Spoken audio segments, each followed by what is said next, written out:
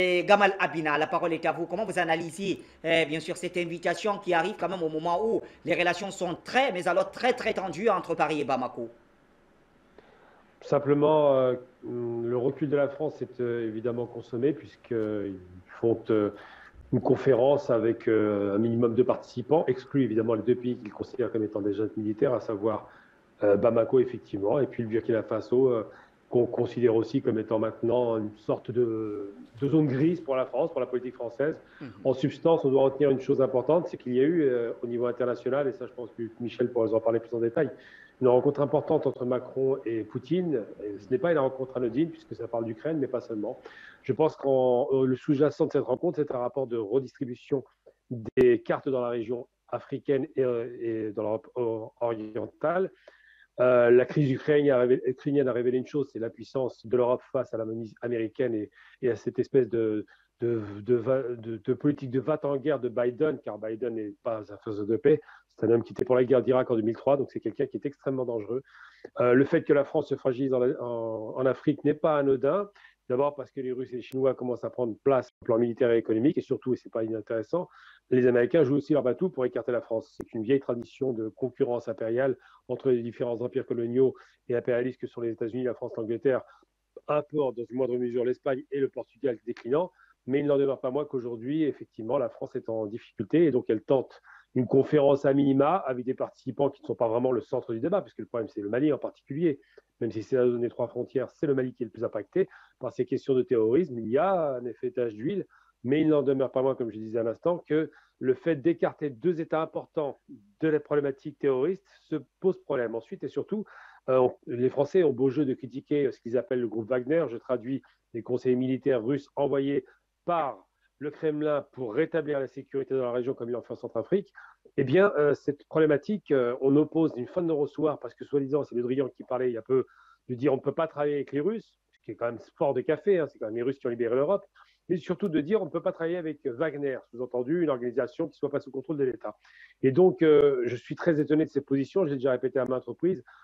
Si l'objectif c'est de liquider le terrorisme islamiste, comme il l'appelle, donc ce groupe djihadiste un peu perdu et un peu encombrant pour les Français et pour le reste du monde d'ailleurs, si l'objectif à atteindre c'était celui-ci, je ne vois pas en quoi la présence ou de conseils militaires russes ou de l'armée russe ou même de Wagner, l'entité qui semble-t-il est juste une sorte de marionnette créée par les médias occidentaux pour faire peur à l'opinion publique, si l'objectif c'était de liquider le terrorisme, à la limite on pourrait très bien s'accoutumer avec des groupes comme Wagner. Les Français n'ont pas eu beaucoup de difficultés à faire en Irak en se rapprochant des Nusra, par exemple, qui est une organisation proche d'Al-Qaïda. Eh bien, en Afrique, apparemment, la problématique, c'est pas le terrorisme, c'est plutôt les Russes. Donc, on a bien compris que le terrorisme est un prétexte pour prendre pied en Afrique, pour avoir une légitimité d'occuper le territoire, car c'est bien une armée occupante aujourd'hui. Elle est arrivée, soi-disant, appelée par des dirigeants qui sont des marionnettes, mais c'est bien une occupation de fait militaire, avec tous les droits d'une armée qui fait ce qu'elle veut, comme en Irak au demeurant. Et parallèlement à ça, si leur problématique c'était effectivement d'en finir avec le terrorisme, il aurait fallu qu'ils s'allient avec Wagner, comme ils l'appellent, donc avec les coopérants russes. Il aurait fallu que ces 1000 coopérants russes qui renforcent la formation militaire des Maliens et qui le feront certainement, je le suppose, avec peut-être les Burkinabés, que cette coopération militaire renforcée permette à ces pays de devenir autonomes sur le plan de la décision militaire et sécuritaire intérieure. Aujourd'hui, ça n'est pas le cas. Les Français prennent des prétextes fallacieux pour quitter du bout des lèvres, j'allais dire, le territoire. Ils annoncent d'ailleurs en substance qu'ils vont quitter effectivement le Mali en disant que c'est une junte militaire, comme si c'était un problème pour eux, la junte militaire. Ils vont donc quitter le Mali pour des raisons un peu fantaisistes, mais en vérité, ça témoigne de deux choses. La première chose, c'est que M. Macron, il ne faut pas le perdre de vue dans un pays qui est surendetté et que son intérêt, c'est de réduire les dépenses publiques, donc les dépenses militaires à l'extérieur qui coûtent très cher. M. Macron n'a jamais caché le fait qu'il allait réduire les dépenses militaires en France.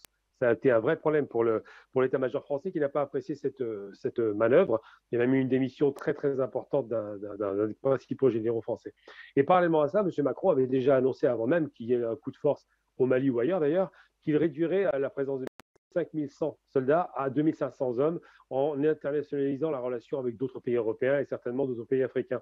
G7 Sahel en l'occurrence. Donc, M. Macron a un intérêt réel à quitter le territoire. Il a vu M. Poutine. Je pense qu'ils n'ont pas parlé seulement que d'Ukraine. Je pense que la passation de pouvoir militaire s'est faite à la faveur de cette rencontre, mais ça, on ne le racontera pas directement. et qu'effectivement aujourd'hui, la France qui est en recul militaire, qui est en recul idéologique, qui est en recul même au niveau de sa fameuse langue qu'elle exportait comme une sorte de grande réussite, puisqu'il parlait beaucoup de la culture française qui rayonnait à travers l'Afrique, même là-dessus, il commence à y avoir un recul au profit de l'anglais. Donc les Français sont en déclin, c'était attendu de toute façon en tous les cas.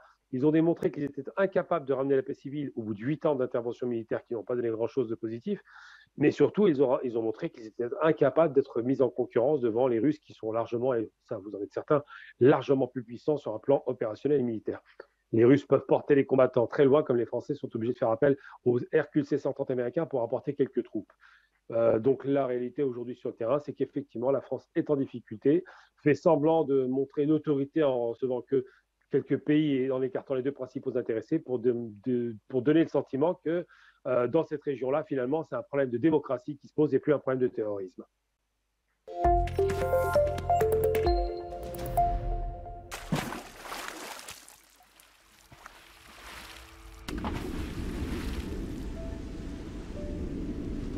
Afrique Média. Le monde, c'est nous.